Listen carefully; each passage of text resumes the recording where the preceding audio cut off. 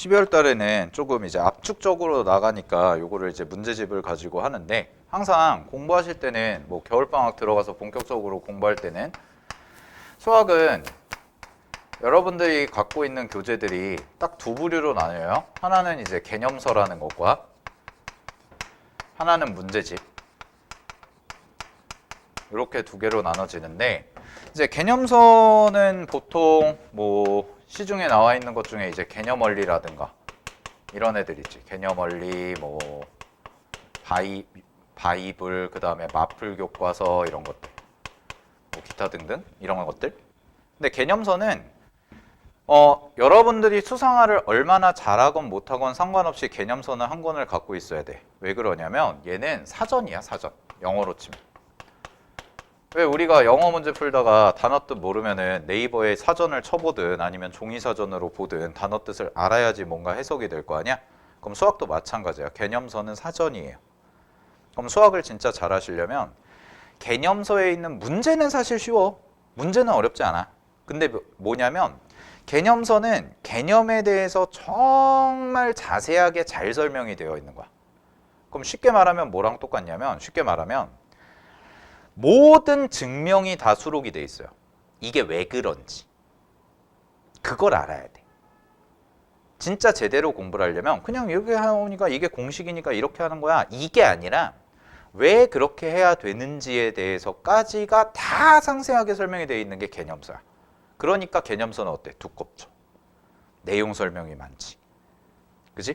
그러니까 그 부분에 대해서 여러분들이 한 권 정도는 갖고 있어야 돼요. 그걸 한 권 정도 갖고 있으면서 만약에 오늘 예를 들어서 곱셈 공식을 했다. 물론 곱셈 공식이 그렇게 의미가 있진 않아.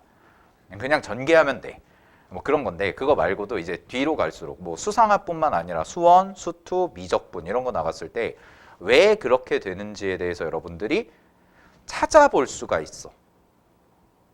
무슨 말인지 알겠어? 그걸 수업 시간에 다 할 수는 없거든. 그죠? 아무래도 물리적인 시간의 한계라는 게 있으니까. 그럼 복습할 때 그 증명이라든가 이게 왜 그런지에 대해서 깊게 공부를 해놔야 그게 실력이 되는 거야. 그래야 낯선 문제가 나와도 풀 수가 있어요. 그래서 개념서가 있고, 문제집은 뭐 종류가 다양하죠. 문제집은 뭐 종류가 다양해. 이거는 문제집은 어떤 걸 풀어도 돼요. 상관없어요. 어떤 걸 풀어도 돼.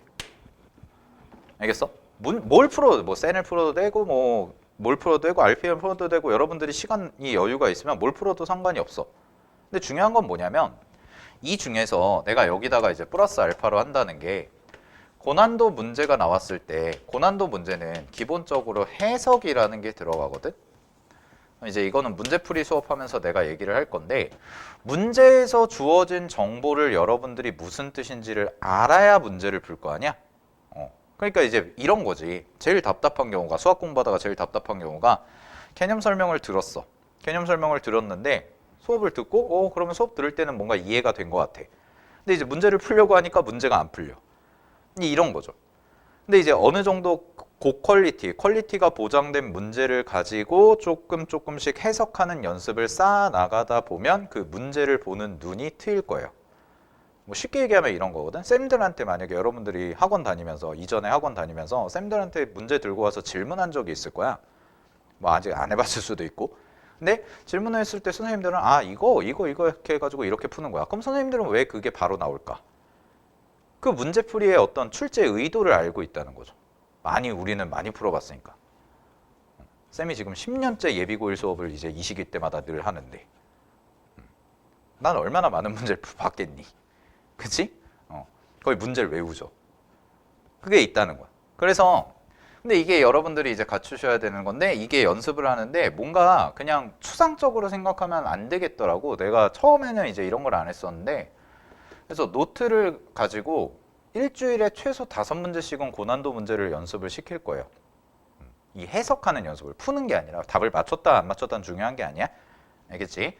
그래서 이제 이런 식으로 이제 공부가 진행이 될 거고, 우리가 이제 그러면은 다항식이라는 단어부터 이제 할 건데, 그래서 일단은 기본적으로 연습장 같은 건 좀 갖고 다니세요.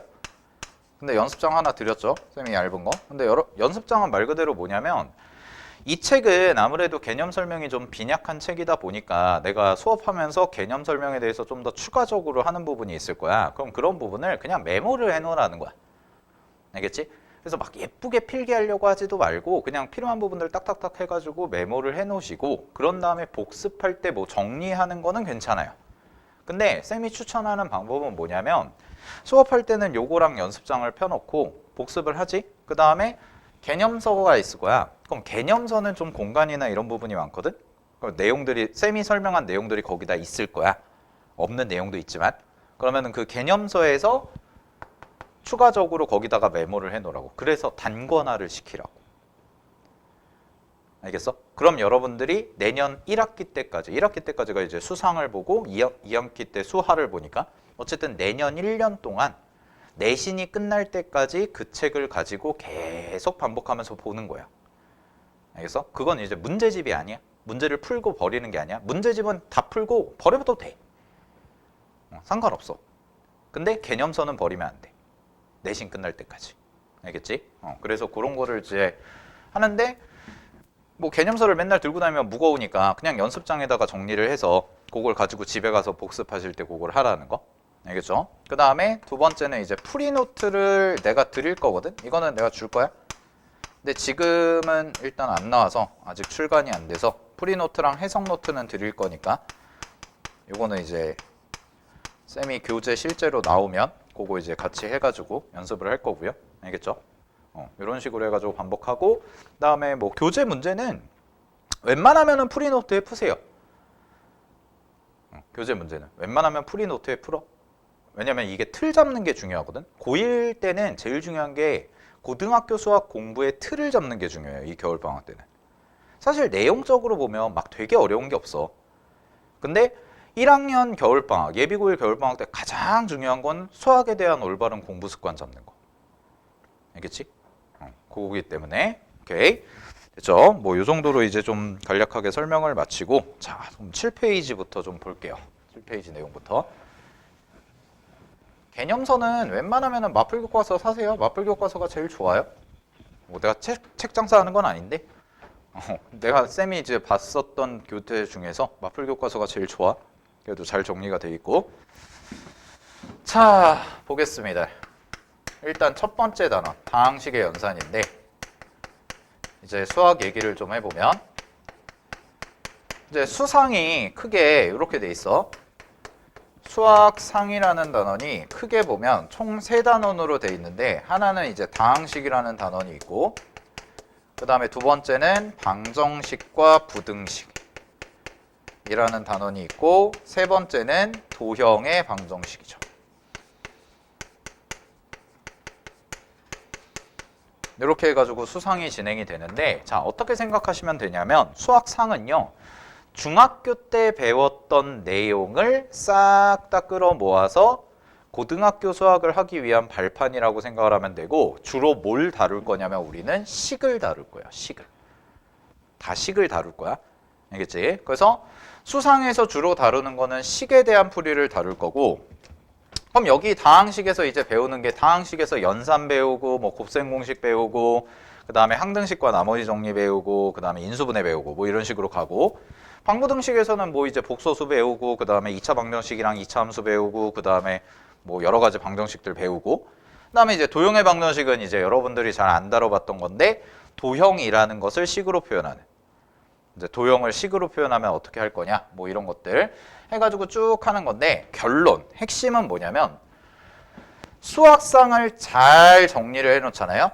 그러면 어떤 게 잡히냐면 식을 세우는 능력이 잡히면 돼요. 이게 교육과정의 목표예요.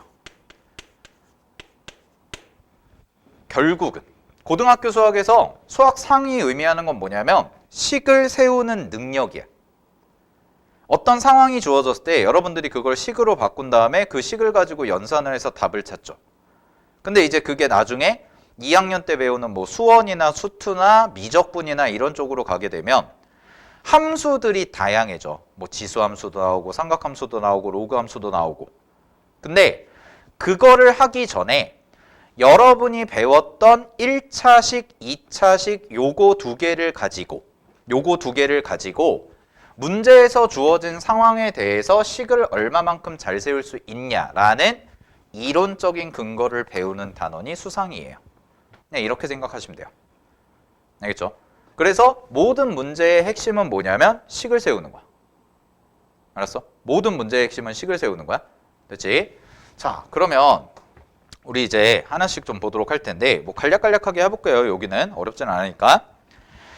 자, 7페이지 보시면은 뭐 이제 다항식의 뜻과 연산이라고 해서 나와 있는데 다항식의 덧셈과 뺄셈부터 시작해가지고 가죠. 자, 연산은 이렇게 가셔야 돼. 계산이죠.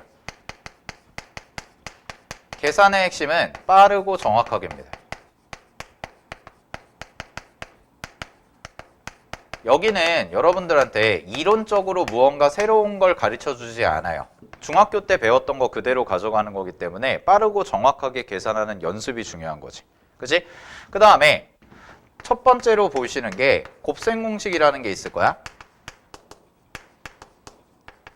거기 보이죠? 곱셈 공식. 곱셈 공식이 중학교 때는 4가지 정도를 배워요. 중학교 때는 4가지 정도를 배우는데 이제 고등학교 올라와서는 좀 더 늘어. 좀 더 늘어가지고 교재에는 항상 몇 개가 수록되어 있냐면 10개가 수록이 돼 있어요. 대부분의 교재들이. 그래서 어디까지가 10개냐면 자, 7페이지 중간에 곱셈 공식이라고 해서 1번부터 6번까지가 있고 그 다음에 곱셈 공식의 변형이라고 해서 1번부터 4번까지가 있지? 그치? 그래서 총 10개 공식이 있는데 이 10개 공식은 기본적으로 암기를 당연히 해주셔야죠. 구구단 외우듯이 외우시면 돼요.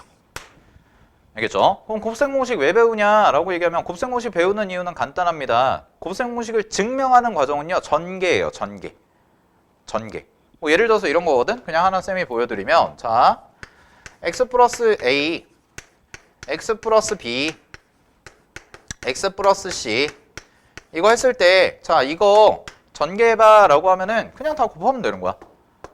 그죠? 그냥 곱해가지고 정리하시면 되는 건데 그냥 한번 해볼까? 그냥 우리 편의상 x제곱 더하기 그 다음에 bx 더하기 ax 뭐 더하기 ab 그냥 써볼게요. 뭐 이렇게 하고 그런 다음에 여기에다가 전개한 거에 또 x 플러스 c를 붙이죠. 그죠? 그럼 또 x 플러스 c를 붙이니까 이거 해가지고 전개하면은 x 세제곱 되고 플러스 bx 제곱 되고 그 다음에 더하기 ax 제곱 되고 더하기 abx가 되고요. 그 다음에 더하기 cx 제곱 더하기 힘들어 bcx 더하기 acx 그 다음에 더하기 abc 뭐 이런 식으로 한다는 거야. 전개한 거지. 근데 맨날 문제를 풀 때마다 매일 이 짓을 한다고 생각해봐. 오래 걸리죠. 시간이. 그러니까 자 공식이라는 건 고등학교 수학에서 배우는 공식은 2가지가 있어. 앞으로 수능 과정까지 다 2가지가 있어. 하나는 뭐냐면 정말 의미가 있는 공식. 정말 의미가 있는 공식. 의미가 있는 건 무슨 얘기냐면 뭐 예를 들어서 여러분들이 아마 수상화 공부해 보셨으면 점과 직선 사이의 거리라는 거 들어봤어요? 점과 직선 사이의 거리. 점과 직선 사이의 거리는 이렇게 가거든? 뭐 점이 하나가 있고 직선이 이렇게 하나 있으면 우리 도형의 방정식에서 배울 건데 여기에서 이렇게 와가지고 여기 수선이 딱 떨어졌을 때 요 거리를 물어보는 거지. 그럼 요 거리를 구하는 공식이 있다는 거고 얘는 굉장히 중요한 의미를 갖고 있는 공식이에요. 증명을 하게 되면. 알겠죠? 근데 이런 것들만 공식이 아니라는 거야. 어떤 것도 공식이냐면 자, 2번째가 이거야. 항상 일정한 결과가 나오는 식들이 있어.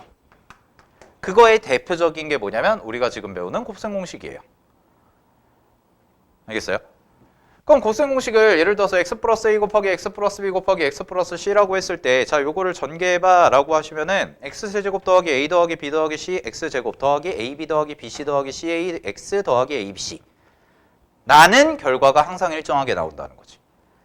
그럼 우리는 그거를 맨날 이렇게 전개해서 볼 게 아니라 어차피 맨날 똑같은 결과가 나오는 앤데 그걸 뭐하러 이렇게 힘들게 전개를 하고 있어? 그냥 외워버리자 이렇게 되는 거예요. 알겠죠? 그래서 고등학교 수학에서 배우는 공식은 늘 이렇게 두 가지가 있다라는 거. 정말 의미 있게 알아둬야 되는 공식들이 있고 반대로 뭐 대단히 큰 의미가 있는 건 아니지만 계산 과정을 줄이기 위해서 항상 일정한 결과가 나오는 것들은 공식처럼 암기를 합시다. 알겠죠? 네. 그래서 일단은 거기 나와 있는 1번부터 4번, 6번, 그 다음에 1번부터 4번까지 나와 있는 변형 공식과 원래 공식은 외워주셔야 돼요. 알겠죠? 외워주셔야 돼. 시험 볼 거예요. 알겠지? 당연히 시험 볼 겁니다. 얘는. 알았죠? 네. 아, 저는 여러분들을 믿지만 믿지 않아요. 역설적이지 믿지만 믿지 않아요. 여러분이 공부를 열심히 할 거라는 거는 믿어. 근데 니네가 공부를 열심히 했다는 건 믿지 않아. 항상 뭔가 확인 절차가 필요해. 알겠지? 그러니까 네, 늘 확인하고 검사하고 할 거니까 알고 계시고. 자, 그래서 일단 곱셈 공식은 이따가 문제 좀 풀어보면서 좀 정리할 거고. 자, 나눗셈 좀 잠깐 볼게요. 나눗셈. 요것만 좀 이론적으로 봅시다.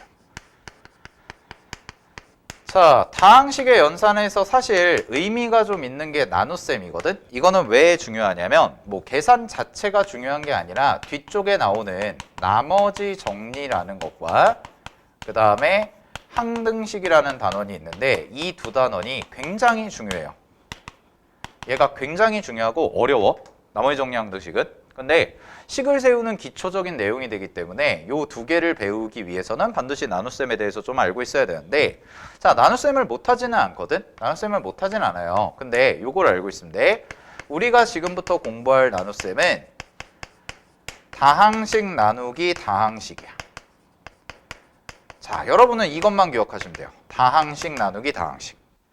우리는 지금까지 중학교 때는 다항식을 단항식으로 나누거나 다항식을 숫자로 나누거나 요 정도만 배웠는데 지금부터 배울 건 뭐냐면 식을 식으로 나누는 거야. 그럼 식을 식으로 나누게 되면 자, 구조, 기본 구조가 나오는데 이거는 암기하세요. 나눗셈의 기본 구조는 뭐냐면 fx라는 식을 gx로 나눴을 때는 반드시 qx라는 몫에 관한 것과 나머지가 나온다. 요게 고등학교 1학년 1학기 중간고사에서 제일 많이 쓰는 식이에요. 요 기본 구조. 그러니까 어렵게 생각할 게 없다는 거야. 잘 봐. fx라는 식을요, gx로 나누면 반드시 몫과 나머지로 떨어져요. 라는 거고요. 요거를 구조화를 시키면 나중에 이제 나머지에 좀 더 주목을 해서 볼 건데 이 나머지가 0인 경우와 0이 아닌 경우가 또 나눠진다라는 거야. 되니? 그럼 0인 경우가 굉장히 중요한 의미를 갖고 물론 0이 아닌 경우도 중요한 의미를 가져요. 그래서 나머지가 0이 아닐 때는 우리가 나머지 정리라는 걸 사용할 거고 나머지가 0일 때는 인수 정리라는 걸 사용할 거야. 라는 것까지가 쭉 이어지는 내용이라서 기본 베이스는 뭐냐면 fx라는 식을 gx로 나눴을 때는 몫과 나머지로 나옵니다. 이게 기본 베이스. 알겠지? 그럼 실제로 한번 하는 거를 연습을 좀 해볼게요. 문제 갖다가. 자, 어디를 보시냐면 한번 바로 연습해 볼게. 어디 보시냐? 17번 바로 갈게요. 유형 4번부터. 이거는 한번 연습 그냥 17번. 자, 나눗셈은 어떻게 하냐? 이렇게 하시면 돼요. 자, 갑니다. 직접 나눗셈이라는 걸 할 건데 2x 세제곱 더하기 3x 제곱 그 다음에 마이너스 7x 더하기 4다 라고 이렇게 써져 있고 이런 다음에 얘를 뭘로 나눌 거냐면 문제에서 2x 마이너스 3으로 나눈대. 얘를 2x 마이너스 3이요. 이렇게 나눈대요. 자, 그럼 보세요. 여기를 이제 맞춰줄 건데 뭘 맞춰주시면 되냐면 요 앞에 있는 애가 1차잖아? 그지? 그러면 여기는 3차잖아? 됐어? 그러면 우리는 직접 나눗셈을 할 때 숫자 나눌 때 위에서 아래 거 빼죠. 그죠? 그럼 위에서 아래 거 빼는데 어디랑 뺄 거냐면 요렇게 곱해서 빼줄 거라는 거야. 그럼 뭘 맞춰주면 되냐면 요 친구 가장 높은 차수와 똑같이 맞춰줘서 해주면 돼. 그래서 가장 높은 차수를 지우게끔. 알겠지? 그러면은 요거랑 요거랑 그냥 곱하시면 얼마가 나오냐? 2x 세제곱 마이너스 3x 제곱이라는 요 식이 나온다는 거죠. 그죠? 네, 기본 개념입니다. 그러면은 얘를 빼세요. 얘를 빼시면 이렇게가 지워지고 그대로 빼시면은 6x 제곱이라는 게 나오고 마이너스 7x 이렇게까지 나오는 거지. 됐니? 그러면은 여기가 6x 제곱이니까 여기가 얼마가 되면 돼? 곱했을 때 6x 제곱이 나오면 되니까 3x를 해주시면 되겠네요. 그죠? 자, 그럼 3x를 해주시면 되니까 이 친구도 그대로 빼시면 얘는 6x 제곱이라는 애가 되고요. 마이너스 9x라는 친구가 된다라는 거죠. 그죠? 자, 그러면은 또 빼세요. 또 빼면 요렇게 또 지워질 거고 그 다음에 빼시면은 2x가 나올 거고 그 다음에 얼마가 돼? 플러스 4가 되는 이런 구조가 되는 거지. 그지? 자, 그러면 여기가 2x니까 그대로 1만 곱해주시면 자기 자신만 곱해주면 되겠네요. 자, 따라서 2x가 되고 플러스 4, 마이너스 3입니다. 이렇게까지. 됐지? 자, 그럼 여기서 나머지만 계산해 주시면 되고요. 빼시면 되니까 나머지는 7 이렇게 해주시면 되겠네. 그죠? 따라서 몫은 얼마가 돼? 몫은 x제곱 더하기 3x 더하기 1이 되는 거고요. 그 다음에 나머지는 얼마가 나오냐면 7이다 라고 해서 이렇게 나오는 계산법 딱 한 번만 연습해서 체화하시면 됩니다. 어려운 게 아니니까요. 그죠? 자, 그래서 정답은 5번이다 라고 해주시면 되는 거지. 괜찮지? 그지? 자, 근데 자, 나누는 방법이 이것만 있나요? 라고 얘기하면 그렇지 않습니다. 나누는 방법이 하나 더 있죠. 두 번째 방법은 뭐냐? 이건 직접 나눗셈을 한 거고 또 하나가 뭐가 있냐면 조립제법이라는 게 있죠. 조립제법. 조립제법이라는 것도 나눗셈을 하는 방법인데 자, 이 조립제법은 어디 있냐면 자, 뒤쪽으로 가볼게요. 자, 뒤에 있어요. 아예 뒤에. 어디 있냐면 나머지 정리 파트에 있습니다. 나머지 정리 파트에 있어서 교재 26페이지에 보시면 자, 26페이지 밑에 보시면은 조립제법이라는 게 나와 있죠. 그죠? 조립제법이라는 게 나와 있는데 조립제법은 자, 이렇게 넣으면 돼. 그냥 편하게 이렇게 인지하시면 됩니다. 얘는 개수를 이용해서 그냥 나머지를 나머지란다. 미안. 나눗셈을 빠르게 하는 방법이다. 이렇게 생각하시면 돼요. 나눗셈을 빠르게 하는 어떤 한 가지 방법이라는 거야. 그냥 새로운 방법을 여러분들이 고등학교 때 배우는 거예요. 그죠? 그럼 이거 한 번만 그냥 연습 좀 가볍게 해볼게요. 자, 문제 보시면은 어디 보시냐면 자, 31페이지 봐봐. 자, 31페이지에 이제 100번 보세요. 이것도 그냥 바로 연습해볼게. 자, 31페이지에 100번을 보시면 갑니다. 개수를 쓸 거예요. 개수를 쓰는데 방법은 어떻게 할 거냐면 첫 번째 방법. 조립제법은 개수만을 쏙쏙쏙쏙 빼내요. 그래서 나누어지는 식에 개수만을 쏙쏙 골라내. 그러면 나누어지는 식의 개수는 지금 3차식이니까 1이고요. 그 다음에 마이너스 4가 되고 그 다음에 5가 되고 마이너스 1이 됩니다. 됐니? 자, 그 다음에 두 번째 자, 이렇게 표현을 해주시고 자, 두 번째 단계는 뭐냐면 두 번째 단계 나누는 식이 0이 되는 숫자를 써줘요. 그럼 나누는 식이 0이 되는 숫자인데 지금 뭘로 나누기로 했냐면 x-3으로 나누기로 했잖아. 그럼 걔가 0이 되도록 만드는 x값을 여기다가 써주면 되고 걔가 3이네요. 자, 이렇게까지 해준 다음에 잘 봐. 그러면은 요거를 그대로 순서 이렇게 내려. 그럼 얘를 그대로 내려온 거야. 그 다음에 어떻게 하냐? 요렇게 자, 노란색 보세요. 요렇게 두 개를 곱해요. 요렇게 두 개를 곱한 다음에 얘를 어디다 써주면 돼? 여기다가 써주면 되지. 그러면 1과 3을 곱해서 써줘. 3이야. 됐어? 자, 근데 여기서 중요한 거는 직접 나눗셈을 할 때는 얘를 뺐었잖아. 그지? 근데 얘는 더해줘야 돼. 요것만 실수 안 하면 되죠? 더해주시면 됩니다. 자, 그러면 얘랑 더하세요. 마이너스 1이요. 그러면 계속 반복이요. 그 다음에는 마이너스 3이 될 거고 더하시면은 2가 될 거고 그 다음에 마이너스 6이죠. 더하시면 5가 나옵니다. 그런 다음에 이렇게 닫아주면 끝. 자, 그럼 잘 봐. 요렇게가 뭐야? 몫이야. 얘가 몫의 개수가 돼요. 정확히는. 그 다음에 요렇게가 뭐가 되냐면 요 부분이 나머지가 돼요. 됐죠? 그러면 몫은 뭐냐? 답이 몫은 뭐냐라고 하면 몫은 QX죠. 그럼 QX는 요건데 순서대로 2차 함계수, 1차 함계수 상수항입니다. 그래서 x제곱 마이너스 x 더하기 2라고 이렇게 써주시면 되고 그 다음에 나머지는 얼마야? 라고 얘기하면 나머지는 5가 되는 이런 구조가 되는 거죠. 됐어요? 그래서 문제에서는 Q 아래 값을 구하라고 그랬으니까 Q 아래 값은 5 대입하시면 될 거고 따라서 Q5의 값을 구해주면 되니까 문제 정답은 25에서 5를 빼고 더하기 2까지 해가지고 계산해 주시면 되니까 문제 정답 22가 되겠죠. 이렇게. 됐니? 어렵지 않죠? 여기까지는.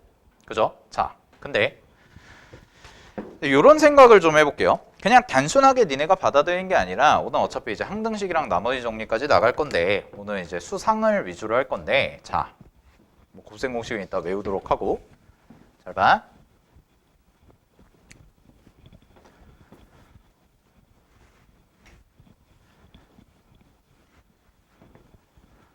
그러면 이제 우리가 배운 거를 살짝 정리를 해보면 이런 얘기를 했어.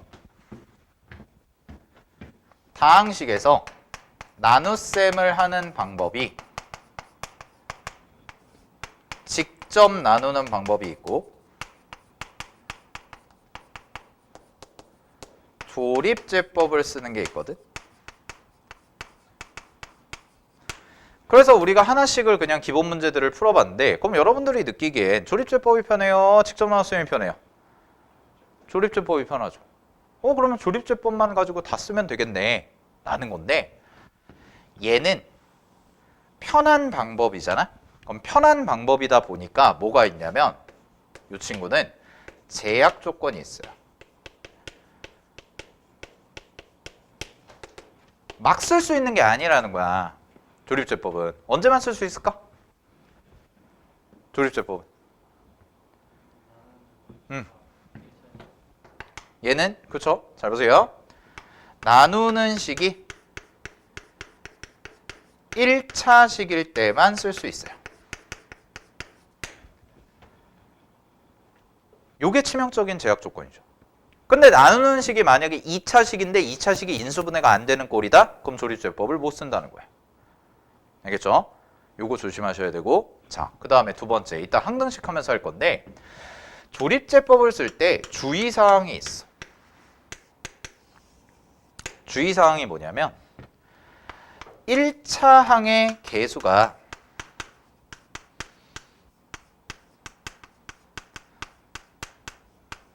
(1일) 때와 1이 아닐 때의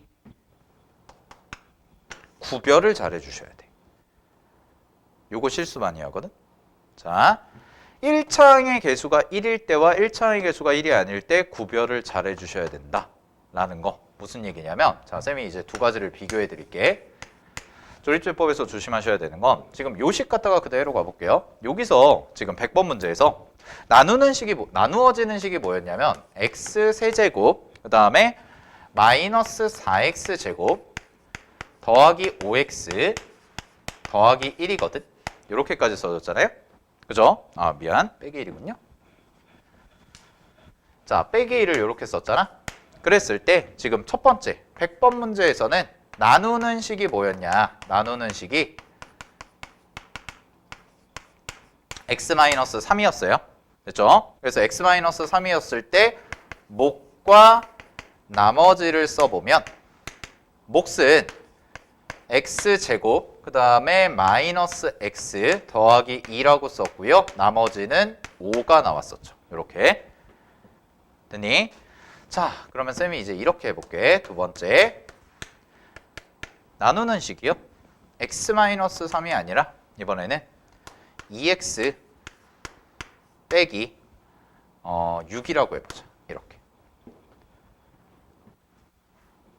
나누는 식이 2x 빼기 6이야. 그러면 이때 그럼 조립제법 그대로 써볼게. 배운 대로. 그럼 그대로 쓰시면 나누는 식의 개수 1, 마이너스 4, 5. 그 다음에 빼기 1이고요. 그런 다음에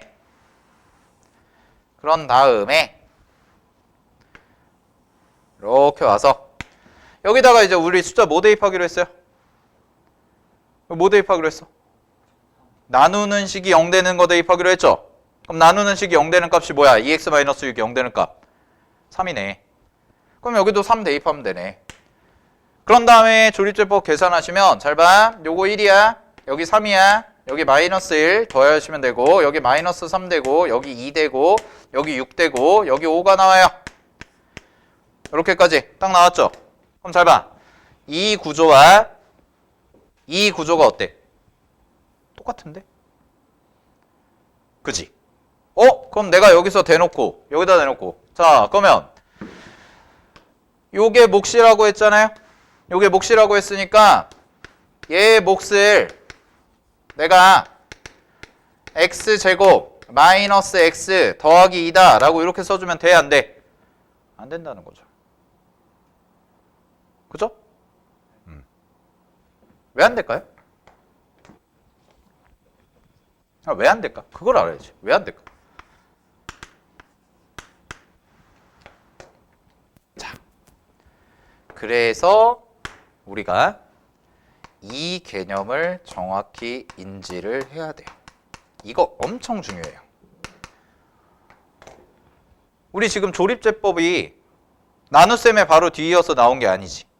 그지? 나눗셈 한 다음에 항등식과 나머지가 정리가 있고 뒤에 조립제법이 나오죠. 이걸 왜 찢어놨을까 이거예요. 얘 때문에 그래요. 이런 이유 때문에. 얘가 이제 몫이 똑같은 게 왜냐면 이상하잖아. 나눠지는 식도 똑같아. 나누는 식이 달라. 근데 몫과 나머지가 똑같아? 말이 안 된다는 거죠. 그죠?